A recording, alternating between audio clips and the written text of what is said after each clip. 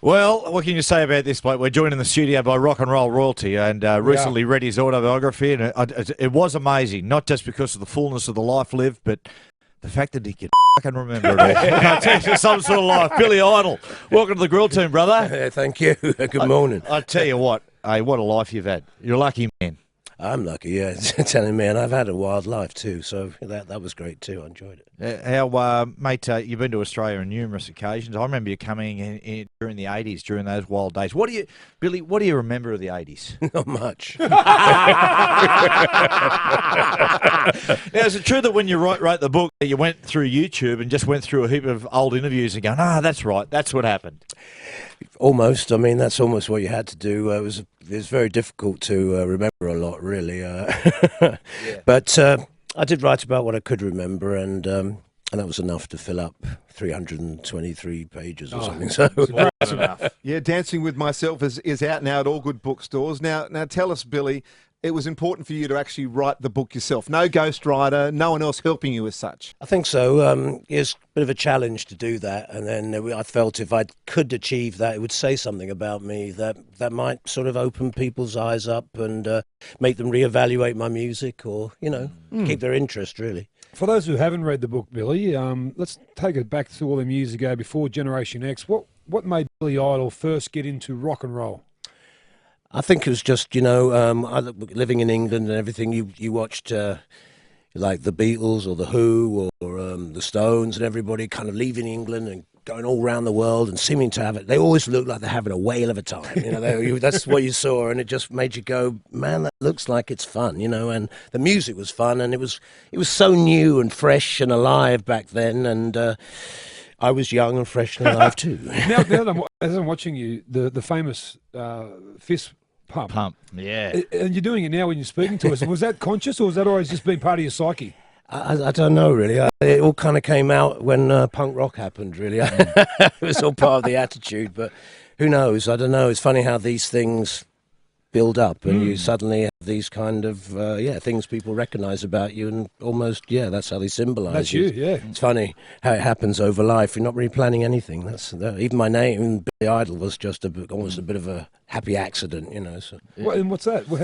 Well, I was calling myself Billy Idle because a teacher at school had written one in my third form report. He'd written in capital letters, they usually write cursive, longhand.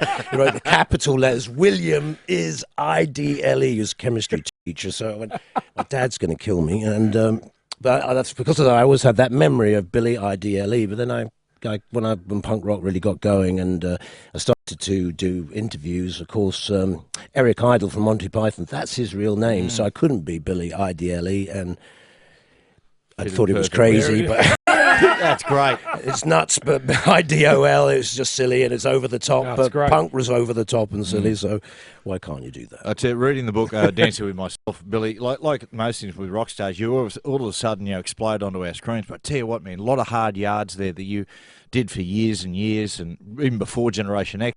You had a close relationship with the Sex Pistols, but you were the guy who bridged punk rock with rock and roll almost. Was that the secret of his success in America?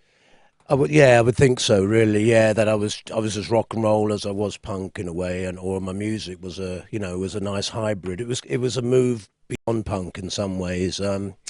And even the name Billy Idol was a little bit more 80s when you think about Madonna and Prince being around, and then you got Madonna, Prince, and Billy Idol. It looked like we'd all created ourselves or something. It was kind of strange but wild at the same time. But that was the kind of, it's true, that gave me a bit of a lease on life in the music world, because I wasn't just sort of pigeonholed in the punk world, which in the end was a magic beginning, but it was great to be able to continue on, Yeah, I bet. Look, Billy, tonight at the Win Entertainment Centre in Wollongong, tomorrow at the Qantas Credit Union, then Saturday on the 28th of March, a day on the Green. Now, just quickly, a day at the Green. That's my old territory. That's like, see, they ride the Hunter Valley in the vineyards. Billy, really, it's Cessnock, mate. It's your sort of town, rough and tumble, good, hard-working people. I love you. I'll give you my dad's address. Call him for a beer. I love that. I'll take you up on that. Do you still love doing the live stuff? It is a lot of fun, yeah. I mean, that's the payoff, is to, the next few nights, it's worth getting up this early to do all this, because the next few nights is going to be rock and roll time, and it's still a lot of fun. Steve Stevens is playing better than ever, and I've got a killer band, and it went down really well in Perth, so I'm looking forward to. What's it like, Billy, to walk out and have that crowd, boys and girls, you know, now mums that loved you as teenagers, who are screaming? What is that feeling like It's for a Gus's human? dream, by the way, to It be loved. is. Yeah. Well, it is the biggest drug. I mean, you know, if you want to get high, that's a fantastic way of doing it because there's no hangover. Right. That's a good Yeah. question. Well, actually, it happens to Gus. He walks out his front door in Eleanor Heights and he hears women and children screaming as well, but for a different reason. Billy, I suppose you get asked this question a million times. You've got such hits, you know, White Wedding, Dancing with Myself, Flash for Fantasy, Mony Mony. The list goes on and on and on. Is there one that you love performing more than others? Well, I do love doing Rebel Yell. It's always killer, you know. And White Wedding, though, I've got to say. I've got quite a few songs, but Rebel Yell, I suppose, never lets me down. I don't think so, anyway. Well, that is you. Yeah. And a lot of those film clips, there's a lovely young lady, particularly in Eyes Without a Face.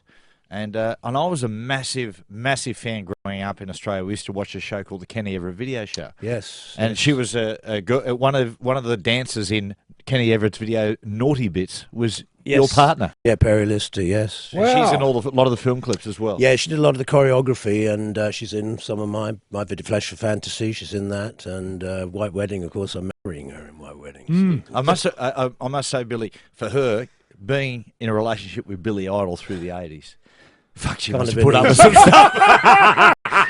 You're lucky Almost impossible. Imagine if there was social media back then. Oh, God, yeah. Or mobile phones. Would have been burning it up, I think. Mate, two things I want to ask you about, Billy. Firstly, mate, the 2002 Rugby League Grand Final. You come out in a hovercraft, the crowd's chanting, "Oh, it all! I love my rock and roll," and all of a sudden, a power blackout. Is that the easiest payday you've ever had? It was fantastic. You know, my mic was still working, but they kept telling me the power was going to come on. But I could have just started singing that song and got the whole audience singing. I felt so stupid.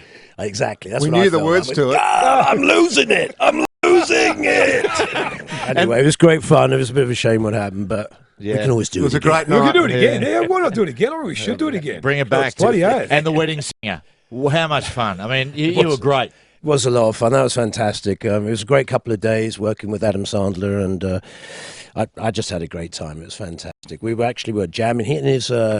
In his trailer, he had some bass drums and guitars set up. So in between we were playing music. So it was fun. That's great. Well, Billy, to have you in is incredible. The book is Dancing with Myself. It's out now. The music, Kings and Queens of the Underground, is also out right now. And, of course, the shows tonight at Wynn Entertainment Centre in Wollongong, tomorrow at the Qantas Credit Union Arena, then Saturday the 28th of March, a day on the green on your way through having a drink with Johnsie's dad. And it's such a pleasure to have you on the grill team. All the very best to you, mate. Thanks, lads. Thank you. Thank you, Billy. Rock on, brother. Thank you.